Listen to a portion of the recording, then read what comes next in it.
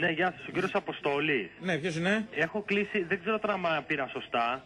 Είχα κλείσει ένα εισιτήριο για Ολλανδία. Ναι. Είχα να επικοινωνήσω με εσάς για κάποια περαιτέρω στοιχεία. Και μου έδωσαν αυτόν τον αριθμό βασικά. Δεν κατάλαβα. KLM δεν είστε? Όχι, όχι. KLM.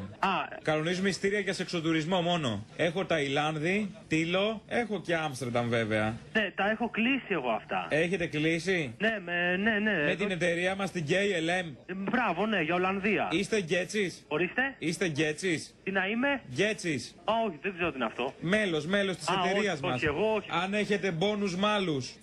Όχι, εγώ δεν το έκλεισα. Εγώ το έκλεισε ο φίλος μου. Δηλαδή ταξιδεύετε με εμάς και φέρνετε την κάρτα σας και σας περνάμε τους πόντους. Όχι, αυτά δεν τα ξέρω. Όσους πόντους θέλει ο καθένας του περνάμε. Αυτά δεν τα ξέρω. Όσο αντέχετε. Ορίστε. Όσους πόντους αντέχετε.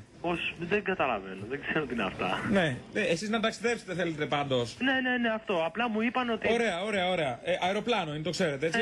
Ναι. Είναι τα καινούργια υπερσύγχρονα Boeing που έχουμε, τα οποία είναι με ανατομικές θέσεις με dildo. Κάθεσαι 2 ώρες, αυτόματη δόνηση.